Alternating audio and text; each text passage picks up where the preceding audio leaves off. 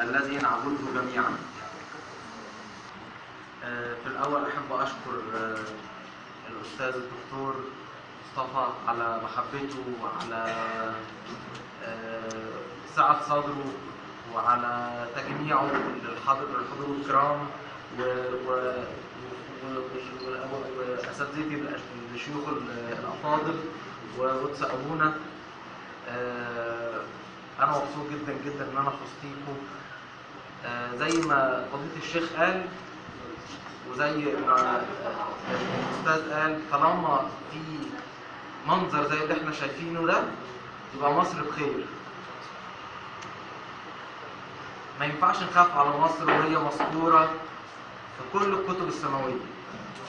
ما ينفعش نخاف على مصر وربنا نفسه قدسها. ما ينفعش نخاف على مصر وفيها رجالة زيكم بيحبوا البلد وعاوزين يعمروا البلد ويفكروا يزرعوا القلوب قبل ما يزرعوا الأرض. ربنا يحميكم لمصر ويخلي دايما مصر أرض سلام، ويخلي كل واحد فينا سفير للسلام وسط المجتمع اللي هو عايش فيه. إذا كنا عاوزين بكرة يبقى أحسن، نفكر إحنا كنا فين. الإسلام فتح مصر من 1400 سنة. ما سمعناش عن تفجيرات غير من سنين قليلة فاتت. هل اللي بيفجروا دول فاكرين نفسهم إن هم بيعملوا الإسلام المظبوط والإسلام الصح؟ طب وإنتوا جايين تعلمونا دلوقتي الدين المظبوط وإحنا بقالنا أكتر من 14 قرن؟ في قصة طريفة لفضيلة الإمام الشيخ محمد متولي الشعراوي، سمعتها وعجبتني قوي. يعني كان في حد بيطلب منه فتوى، عاوز يعرف الناس اللي بتقتل الكافر ده يستوجب قتل ولا لأ. فرد عليه رد جميل قوي، قال له دلوقتي انت لو قتلت الكافر على حاله هيروح فين؟ قال له هيروح النار. قال له طب وربنا عاوزه يروح فين؟ خلقه ليه؟ قال له خلقه عشان يروح الجنة. قال له طب وانت لما تقتله وتوديه النار يبقى انت كده بتساعد مين؟ الشيطان. يبقى انت كده بتساعد الشيطان. لو انت شايفني انا مش كويس، ولو شايفني انا عاصي او سلوكي مش مظبوط، انصحني زي ما فضيلة الشيخ كان بيقول. انت لما قلت لي دلوقتي مش هتفرح قلب ربنا. عندنا آية في الكتاب المقدس بتقول ان السماء تفرح بخاطي واحد يتوب اكثر من 22 اكثر من 99 خاطي لا يحتاج الى التوبه. ربنا مش هيفرح بيك غير لما تبقى للاحسن. اذا كنت انت مؤمن تبقى تقي، واذا كنت انت مش مؤمن تبقى مؤمن.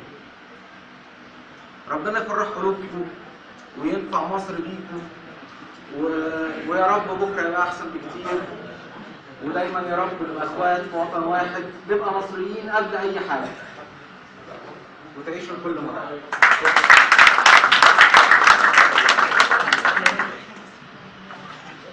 الميكروفون الان للاستاذ الدكتور مصطفى كامل البنشوان، نقيب الزراعيين ووكيل وزاره الزراعه، لفتح الحوار مع الجمهور والمناقشه مع فضائل فضيله الشيوخ وكلام الاتصال. ما هو اللي فن الورقه وده. الحقيقه انا سعيد جدا بالحوار الطيب، الحوار الديني، الحوار البناء اللي موجود. بشكر مشايخنا الاعزاء المفاضل، بشكر قساوستنا على الكلام الطيب الجميل، ويا رب دايما مصر خير. انا شايف طبعا بس مبدئيا كده المهندس نشأت فوزي ومدير اداره برج العرب الزراعيه، وانا شايف ان هو له بعض الكلمات نسمعها منه ان شاء الله.